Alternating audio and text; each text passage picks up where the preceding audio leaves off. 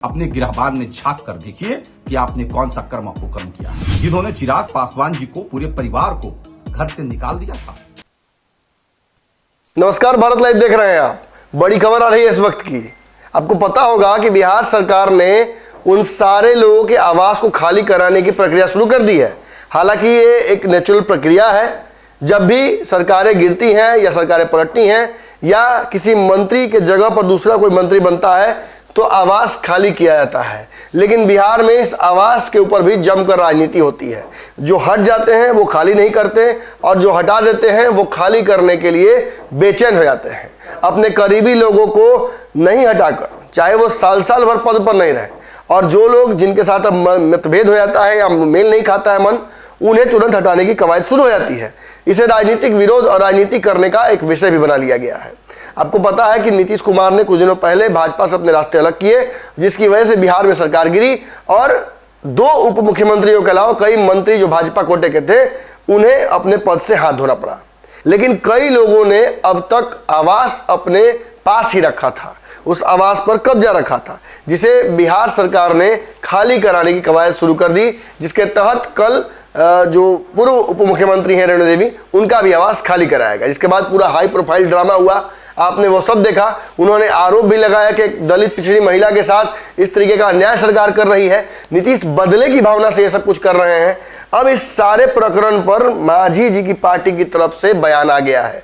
मांझी जी के प्रवक्ता दानिश रिजवान ने सीधे तौर पर भाजपा को याद दिलाया तब का समय जब भाजपा ने चिराग पासवान के साथ गलत किया था। जी हाँ, मांझी जी चिराग पासवान के साथ खड़े हो गए हैं, तभी खड़े थे, और ये बात उन्होंने कही कि आदरणीय रामविलास पासवान के मृत्यु के बाद उनके पुत्र को जिस तरीके से आवास से बाहर किया गया वो तो दुखदायी था ही, जिस तरीके से रामविलास पासवान की स्मृतियों को बाहर नुमाइश के लिए रख दिया गया था धूल फेंकने के लिए, ये भी दुखदायी थी।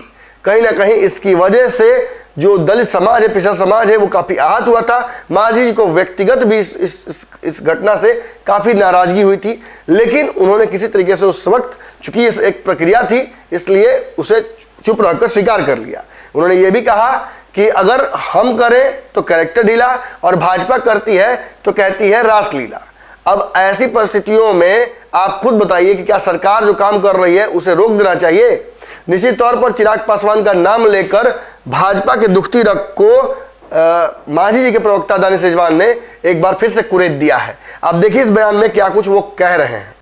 आदरणीय रामविलास पासवान जी का बंगला खाली करा करके चिराग पासवान जी को सड़क पर उठाकर फेंकने वाले लोग आज बिहार में बंगले पर सियासत कर रहे हैं।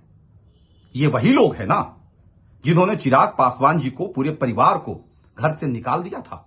आदरणीय रामविलास पासवान जी की स्मृतियों को सड़क पर फेंक दिया था। बाबा साहब भीमराव अंबेडकर की प्रतिमाओं को सड़क पर फेंक दिया था। और ये लोग आज बिहार में बंगले पर सियासत कर रहे हैं। अगर रामविलास पासवान जी के बंगले को खाली कराना सही है तो फिर बिहार में ये सवाल क्यों पूछते हैं? दिल्ली में आप करिए तो लीला, और बिहार में नियम कानून के तहत हम कार्रवाई करें तो आप आरोप लगाइए कि भाई इनका है कैरेक्टर ढीला। ये नहीं चलेगा। दोहरा चरित्र सियासत में नहीं चलता है। अगर आप डिप्टी सीएम थे और आपको बंगला मिला था तो आप पद से हट गए तो ऑटोमेटिकली छोड़ दीजिए। आपको खाली कराने के लिए नोटिस देना पड़ रहा है, यही आपके चाल चरित्र और चेहरे को दर्शाता है। इसलिए दूसरों पर सवाल पूछने से पहले अपने गिरहबान में झांक कर देखिए कि आपने कौन सा कर्म कुकर्म किया है। अगर ये वीडियो पसंद आई और वह बिहार के राजनीति और बिहारियत से सरोकार रखेनी तो सब्सक्राइब बटन दबा के चैनल के सब्सक्राइब कर ली। ओजे एगो घंटी बा, ओकरा बटन दबा देला से कुल सटीक और मारक खबर रुआ मुफ्त में मिल जाई। अगर रुआ पत्रकारिता के हमनी के नया प्रयोग में सहयोग कर चाहतानी तो ज्वाइन बटन दबा दी। पेटीएम नंबर नोट कर ली 938681